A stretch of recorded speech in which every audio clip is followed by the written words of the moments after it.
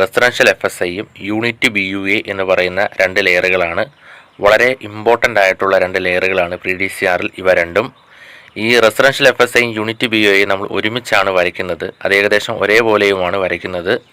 Rectangle ഉപയോഗിച്ചോ അല്ലെങ്കിൽ polyline ഉപയോഗിച്ചോ നമുക്ക് റെസിഡൻഷ്യൽ FSIയും യൂണിറ്റ് BUAയും വരയ്ക്കാം.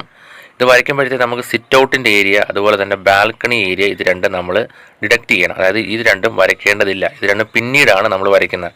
അതായത് റെസിഡൻഷ്യൽ FSIയും യൂണിറ്റ് BUAയും രണ്ട് റെക്റ്റാങ്കിളോ പോളിലൈനോ ഉപയോഗിച്ചുകൊണ്ടാണ് വരയ്ക്കുന്നത്. വരയ്ക്കുമ്പം സിറ്റ് ഔട്ടോ ബാൽക്കണിയോ അവോയ്ഡ് ചെയ്തുകൊണ്ട് വരയ്ക്കണം. അതെങ്ങനെയാണ് വരയ്ക്കുന്നത് നമുക്ക് ഡ്രോയിങ് എടുത്തൊന്ന് നോക്കാം.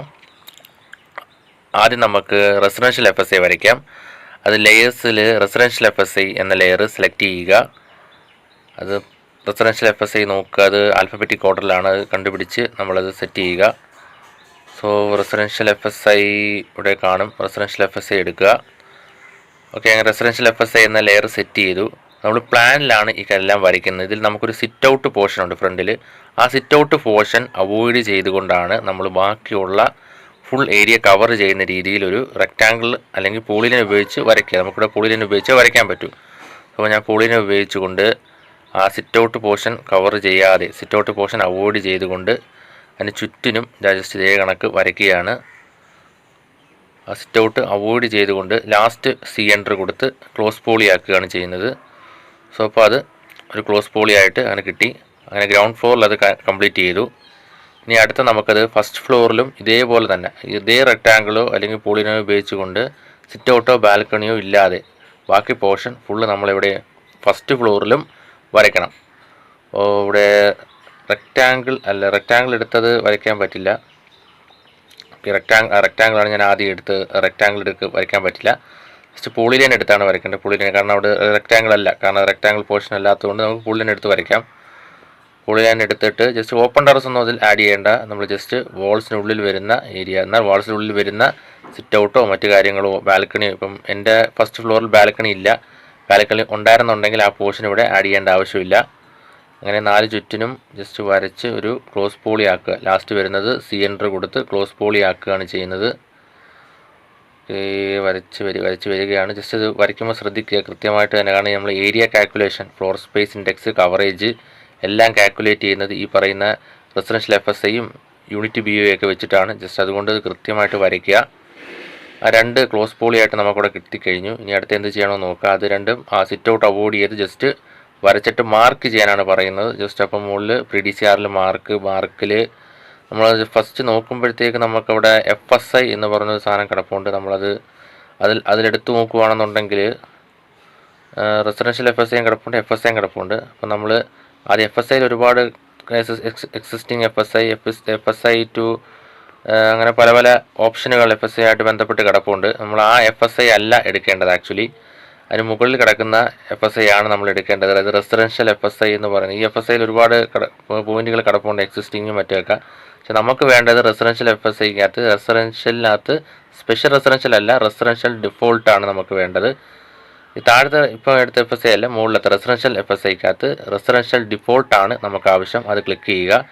ക്ലിക്ക് ചെയ്ത ശേഷം നമ്മൾ ആ റെസിഡൻഷ്യൽ FSI എന്ന ലെയർ ക്ലിക്ക് ചെയ്യുമ്പോൾ ഇവിടെ റെസിഡൻഷ്യൽ എന്ന് പറയുന്ന ഒരു നെയിം അവിടെ വരും. അതുപോലെ തന്നെ വീണ്ടും മാർക്കിനകത്ത് റെസിഡൻഷ്യൽ FSI എടുക്കുക. റെസിഡൻഷ്യൽ FSIക്കകത്ത് ഡിഫോൾട്ടാണ് എടുക്കേണ്ടത്. റെസിഡൻഷ്യൽ ഡിഫോൾട്ട് എടുത്ത ശേഷം ഫസ്റ്റ് ഫ്ലോറിലും അതുപോലെ തന്നെ ക്ലിക്ക് ചെയ്ത് എൻ്റർ കൊടുക്കുമ്പോൾ അവിടെയും റെസിഡൻഷ്യൽ എന്ന പേര് അതേ കണക്ക് വന്നിട്ടുണ്ടാവും.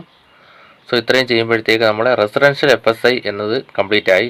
ഇനി അടുത്തൊരു യൂണിറ്റ് BUA ആണ്. യൂണിറ്റ് BUAയും ഇതുപോലെ തന്നെ റെക്റ്റാങ്കിളോ പോളിലൈനോ എടുത്ത് വരച്ച് മാർക്ക് ചെയ്യുക. സിറ്റ് ഔട്ടും ബാൽക്കണിയും ഉണ്ടെന്നുണ്ടെങ്കിൽ അത് അവോയ്ഡ് ചെയ്യുക. അപ്പോൾ അതിന് എളുപ്പ വഴിയായിട്ട് നമ്മൾ ചെയ്യുന്നതെന്ന് പറഞ്ഞാൽ ഇത്രയും കണ്ട് വരയ്ക്കാൻ ആവശ്യമില്ല.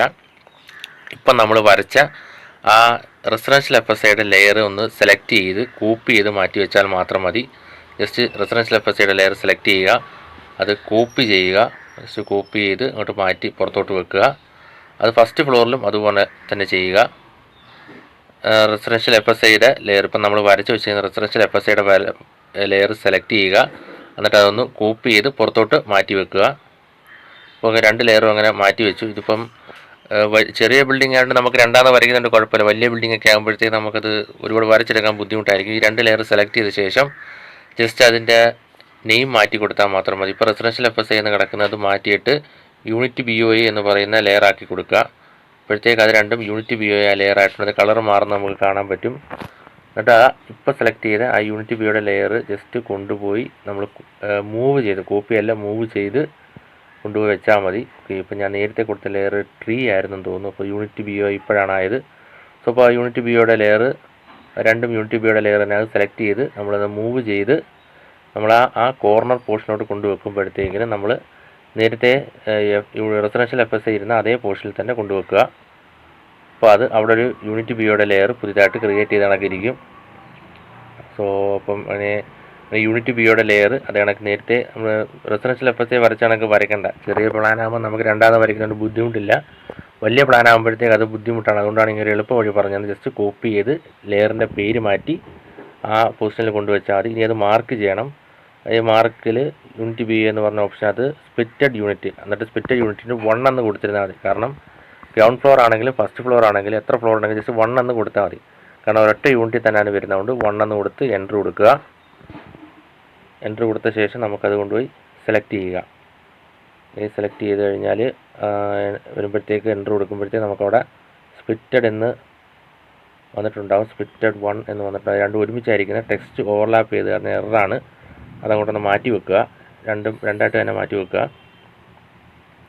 പിന്നെ ആദ്യം ഗ്രൗണ്ട് ഫ്ലോർ മാർക്ക് ചെയ്ത് കഴിഞ്ഞ് ഫസ്റ്റ് ഫ്ലോർ മാർക്ക് ചെയ്ത് ഒരുമിച്ച് മാർക്ക് ചെയ്യുന്നത് കുഴപ്പമില്ല. ഞാൻ രണ്ടായിട്ട് മനസ്സിലാവാൻ വേണ്ടി മാർക്ക് ചെയ്യുന്നേ ഉള്ളൂ. ജസ്റ്റ് ഇത് ഗ്രൗണ്ട് ഫ്ലോറിൻ്റെ സ്പ്ലിറ്റഡ് 1 എന്ന് വന്ന് ഇനി നമുക്കിനി ഫസ്റ്റ് ഫ്ലോർ മാർക്ക് ചെയ്യണം. അത് ഇപ്പോൾ ഈ ഒരു ലെയറിനകത്താണ് ആ സ്പ്ലിറ്റഡ് 1 കിടപ്പുണ്ട്. അതിനകത്ത് റെസിഡൻഷ്യൽ FSI കിടപ്പുണ്ട്. ഇനി നമുക്ക് ഗ്രൗണ്ട് മാർക്ക് ചെയ്തു. ഇനി ഫസ്റ്റ് മാർക്ക് ചെയ്യാൻ ജസ്റ്റ് പ്രീ DCRൽ പോവുക, മാർക്ക് എടുക്കുക. മാർക്കിനകത്ത് യൂണിറ്റ് ബി ഒയ്ക്കകത്ത് സ്പ്ലിറ്റഡ് യൂണിറ്റ് അത് 1 എന്ന് കൊടുക്കുക. 1 എന്ന് കൊടുത്ത ശേഷം എൻ്റർ കൊടുത്തിട്ട് ആ യൂണിറ്റ് ബി ഒയുടെ ലെയർ ഒന്ന് സെലക്ട് ചെയ്ത് കൊടുത്താൽ മതി. സെലക്ട് ചെയ്ത് കൊടുത്ത ശേഷം എൻ്റർ കൊടുക്കുമ്പോഴത്തേക്ക് ജസ്റ്റ് ഡ്രോയിങ് ഒന്ന് സൂം ചെയ്യുമ്പോൾ നമുക്ക് നേരത്തെ ഗ്രൗണ്ട് ഫ്ലോറിൽ വന്ന കണക്ക് തന്നെ സ്പ്ലിറ്റഡ് 1 എന്ന് ഇവിടെ കിടപ്പുണ്ട്. ആ ക്രോസ് പോളിക്കകത്ത് സ്പ്ലിറ്റഡ് 1 എന്ന് റെസിഡൻഷ്യലിൻ്റെ മുകളിലാണ് കിടക്കുന്നത്. അതൊന്ന് മൂവ് ചെയ്ത് മാറ്റി വെക്കുക. കാരണം ടെക്സ്റ്റ് ഓവർലാപ്പ് ചെയ്താൽ എറർ വരും. ജസ്റ്റ് മൂവ് ചെയ്ത് മാറ്റി വെക്കുമ്പോഴത്തേക്ക് യൂണിറ്റ് ബി ഒയും അതുപോലെ തന്നെ റെസിഡൻഷ്യൽ FSI എന്ന് പറയുന്ന രണ്ട് ലെയേഴ്സും, ഈ ലെയേഴ്സ് വെച്ചാണ് നമ്മൾ ഏരിയയും മറ്റു കാര്യങ്ങളെല്ലാം കാൽക്കുലേറ്റ് ചെയ്യുന്ന ആ രണ്ട് ഇമ്പോർട്ടൻ്റ് ആയിട്ടുള്ള ലെയർ വളരെ എളുപ്പം തന്നെ നമുക്ക് വരച്ചെടുക്കാൻ പറ്റും. സോ ഇപ്പോൾ ഇത് ക്ലോസ് ആണെന്നുള്ളൊരു ഉറപ്പ് വരുത്തുക. കാരണം ഇവിടെ എററൊന്നും വരരുത്. അപ്പോൾ ഇത്രയേ ഉള്ളൂ. യൂണിറ്റ് ബി ഒയും റെസിഡൻഷ്യൽ FSI എന്ന ലെയർ ഇവിടെ കംപ്ലീറ്റ് ആവുകയാണ്.